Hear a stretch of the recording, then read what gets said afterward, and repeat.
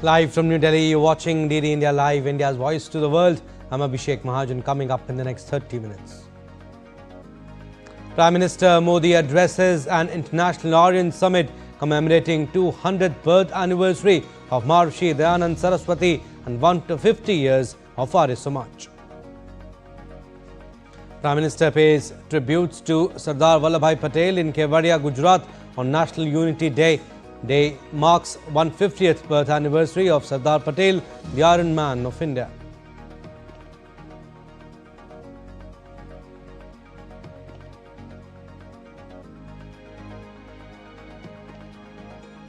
India-US signed framework for US-India major defense partnership framework to provide a unified vision and policy direction to deepen defense cooperation over next 10 years.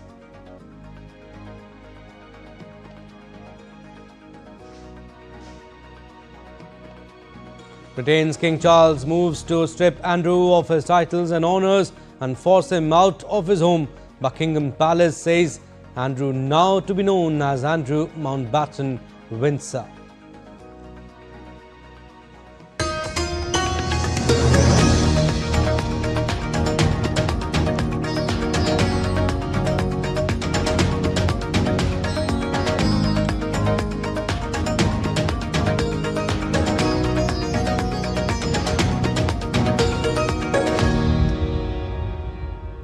Prime Minister Narendra Modi participated in the International Aryan Summit 2025 in New Delhi. During the event, Prime Minister was gifted a replica of 4 Vedas, namely Rig Veda, Yajurveda, Samveda and Atharva Veda.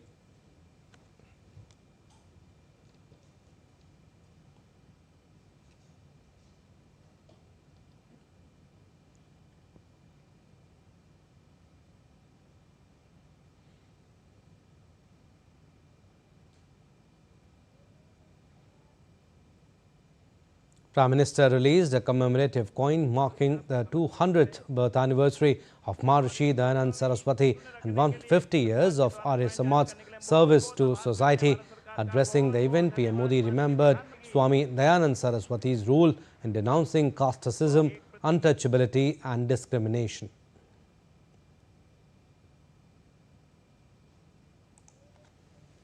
Swami Dayanand Saraswati ji जानते थे कि अगर भारत को आगे बढ़ना है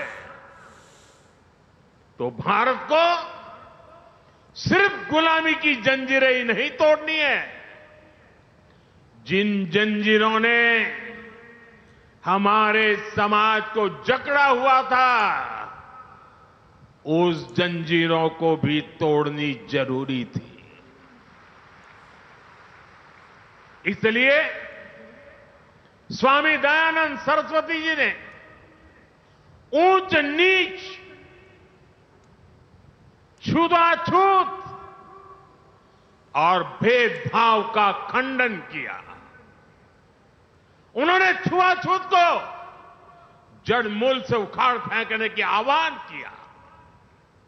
उन्होंने अशिक्षा के खिलाफ अभियान छेड़ा। उन्होंने हमारे वेदों और शास्त्रों की गलत व्याख्या और मिलावट करने वालों को ललकारा। उन्होंने विदेशी नैरेटिव्स को भी चुनौती दी और शास्त्रार्थ की पुरानी परंपरा से सत्य को सिद्ध किया। India celebrates 150th birth anniversary of Sardar Vallabhbhai Patel, the first Deputy Prime Minister and Home Minister of the country. The day is celebrated as National Unity Day. President Draupadi Murmu offered floral tributes at the statue of Sardar Vallabhbhai Patel in New Delhi. The President, in a social media post, described Sardar Patel as a great patriot, visionary leader and nation builder who accomplished the historic task of unifying the nation through his unwavering resolve, indomitable courage and adept leadership.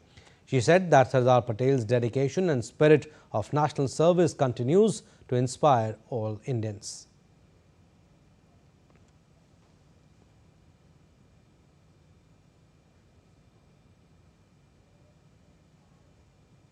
Home Minister Amit Shah, Lieutenant Governor of Delhi V.K. Saxena and Delhi Chief Minister Rekha Gupta along with other dignitaries also paid floral tributes to Sardar Patel at his statue.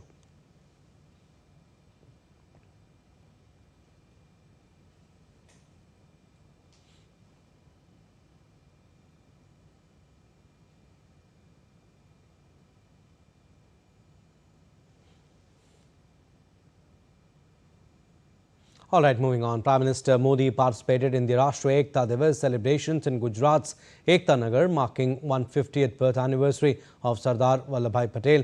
PM Modi offered floral tributes to Sardar Vallabhbhai Patel at his statue known as Statue of Unity. He also administered the Ekta Divas pledge to participants at the Statue of Unity. Through his pledge, participants reaffirmed their commitment preserving the unity, integrity and security of the nation. The pledge also emphasized the importance of spreading this message among fellow countrymen. In his address, Prime Minister Modi said that the government has dealt a decisive and powerful blow to Naxalism and Maoist terrorism since 2014 and will wipe out the menace. 2014 के बाद हमारी सरकार ने नक्सलवाद माओवादी आतंक पर प्रचंड प्रहार किया। हमने शहरों में बैठे अर्बन नक्सलियों के समर्थकों, अर्बन नक्सलियों को भी किनारे लगाया। हमने वैचारिक लड़ाई भी जीती और नक्सलियों के गढ़ में जाकर उनसे मोर्चा लिया। इसका परिणाम आज देश के सामने है। 2014 के पहले देश के करीब 125 जिले माओवादी आतंक की चपेट में थे। आज ये संख्या केवल 11 बची है और उसमें भी सिर्फ 3 जिलों में ही नक्सलवाद अभी भी कुछ गंभीर रूप से हावी है। और आज मैं सरदार पटेल के सानिध्य में एकता नगर की इस धरती से पूरे देश को भरोसा दिलाता हूं, जब तक देश नक्सलवाद, माओवाद, उस आतंक से पूरी तरह मुक्त नहीं हो जाता, हम रुकने वाले नहीं हैं। Indian Defence Minister Rajnath Singh addressed the second edition of ASEAN-India Defence Ministers' informal meeting in Kuala Lumpur on Friday. During his opening remarks, the Defence Minister highlighted the wide array of domains of India-ASEAN cooperation and the role this partnership plays in addressing both traditional and emerging security challenges in the region.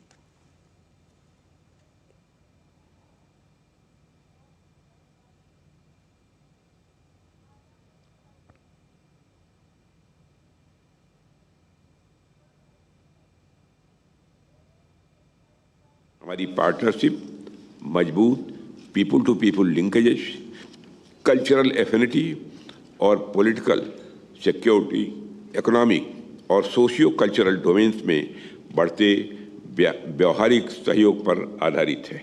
India का ASEAN के साथ engagement multilateralism, inclusivity, equality और sovereignty के respect पर आधारित है। Defence और security cooperation, diplomatic और इकोनॉमिक इनिशिएटिव्स को कॉम्प्लीमेंट करता है। इससे एक होलिस्टिक पार्टनरशिप बनती है जो ट्रेडिशनल और इमर्जिंग सिक्योरिटी चैलेंजेस दोनों को एड्रेस करती है। Reiterating the declaration of the year 2026 as ASEAN-India Year of Cooperation, Defence Minister Rajnath Singh extended India's viewpoint on freedom of navigation and compliance to the international law in the South China Sea. Regional security ढांचे में India की भूमिका ADMM plus और अन्य ASEAN lead mechanisms में सक्रिय भागीदारी पर आधारित है। Bharat disaster relief, counter terrorism और मैरीटाइम सिक्योरिटी में योगदान देता है और साउथ चाइना सी में फ्रीडम ऑफ नेविगेशन तथा इंटरनेशनल लॉ के पालन का समर्थन करता है। मैरीटाइम सेक्टर में हमारे सहयोग को और गहरा करने के लिए आसियान और इंडिया ने वर्ष 2026 को ASEAN India year of maritime cooperation घोषित करने पर सहमति व्यक्त की है। And India's Defence Minister Rajnath Singh and US Secretary of War Pete Hegseth on Friday signed an agreement on the framework for the US-India Major Defence Partnership in Kuala Lumpur. The 2025 framework marks a new chapter to further transform the partnership over the next 10 years. It is intended to provide a unified vision and policy direction to deepen defence cooperation. The agreements were signed during the talks between the two leaders on the sidelines of the regional ASEAN Defence Ministers meeting in Kuala Lumpur.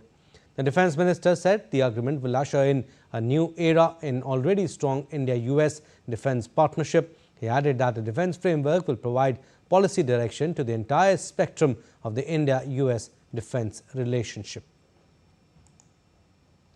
3 bar telephonic वार्ता हमारी हो चुकी है और जब आपसे ADM के sidelines पर व्यक्तिगत रूप से मिलकर मुझे बेहद खुशी हुई है और इस अवसर पर डिफेंस फ्रेमवर्क की शाइनिंग मैं समझता हूँ कि उसके परिणाम स्वरूप आज एक नए अध्याय का प्रारंभ होगा।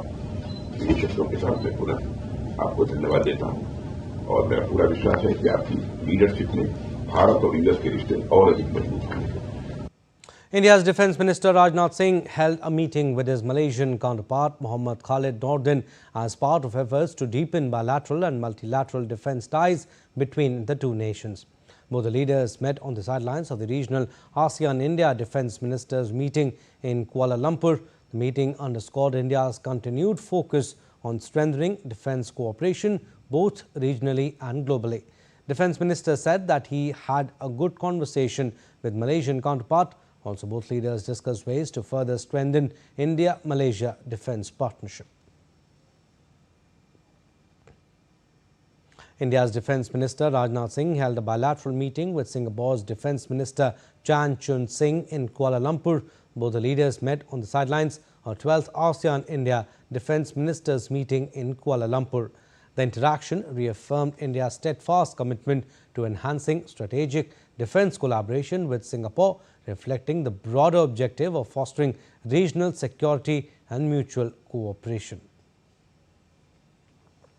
Strengthened with an event in New Delhi. In sports, Australia defeat India by 4 wickets in the second T20 International at Melbourne.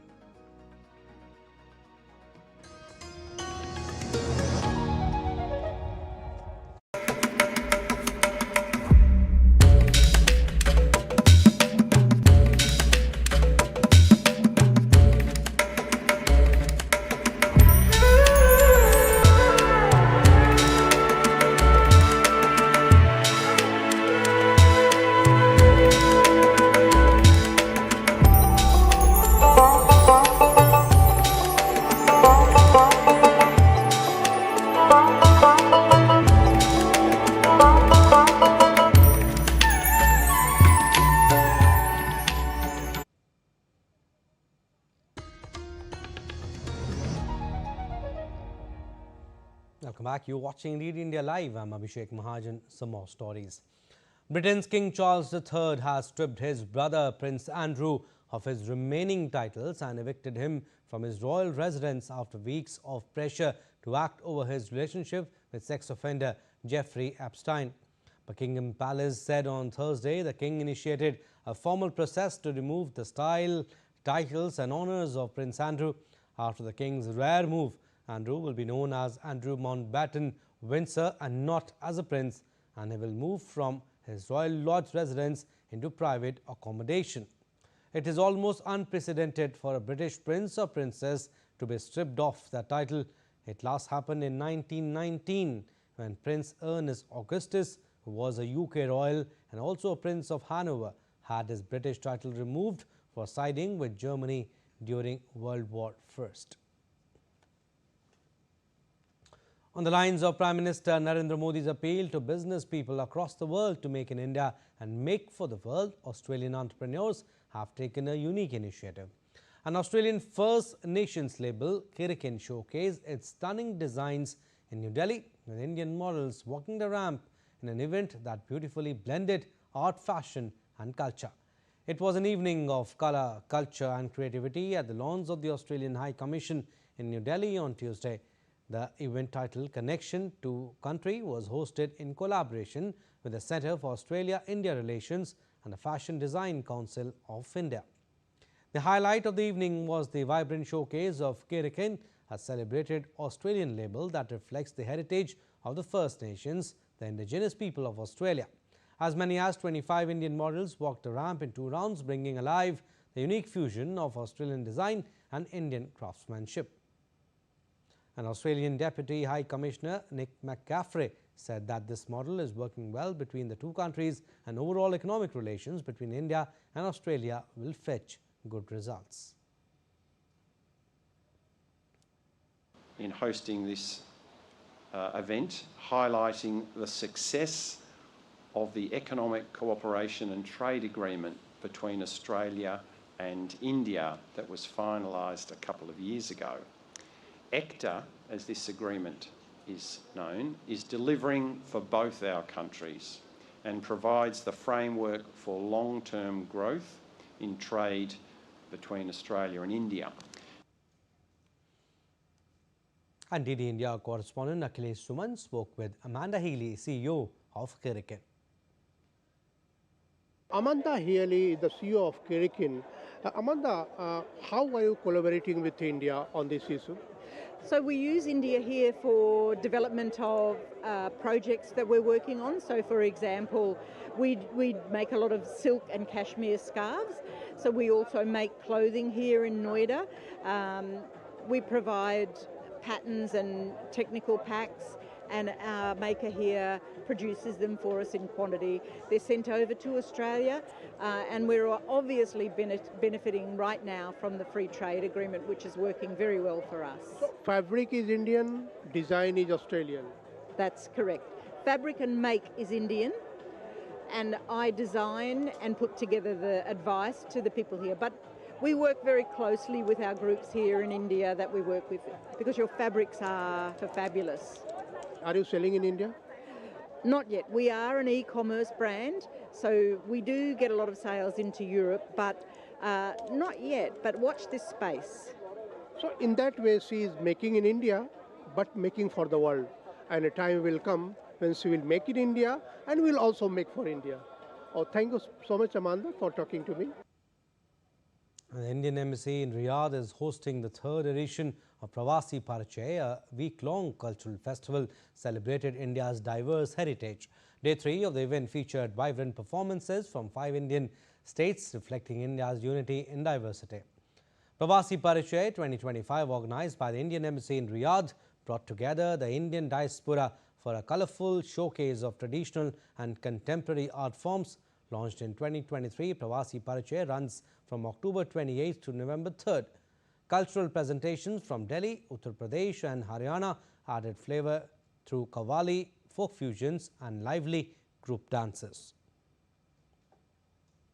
And a special ceremony was held in New Delhi on Friday as part of the 71st Annual General Meeting of the Indian Institute of Public Administration. The event was attended by Vice President C.P. Radhakrishnan and Union Minister Dr. Jitendra Singh. Vice President urged people to work towards realizing the dream of developed India by 2047. Vice President urged everyone to do their part to fulfill Prime Minister Modi's vision of Sabka Saath, Sabka Vikas, Sabka Vishwas. We have to go along with the world. That is the only way that we can match to the other countries. At this juncture, when the government understands the leadership of Honorable Prime Minister of India, Shriman Narendra Modi ji, is vigorously working towards Viksit Bharat 2047. The Institute plays a pivotal role towards achieving that goal. The Institute aligns with the Prime Minister's vision of Sabka Saath, Sabka Vikas, Sabka Viswas, Sabka Prayas, with the philosophy of Soch and approach for policy making and its implementation. On the occasion, Union Minister Dr. Jitendra Singh remarked that since 2014, the Indian Institute of Public Administration has seen strong support, and under the Prime Minister's guidance, policies have not only been improved but also effectively put into practice.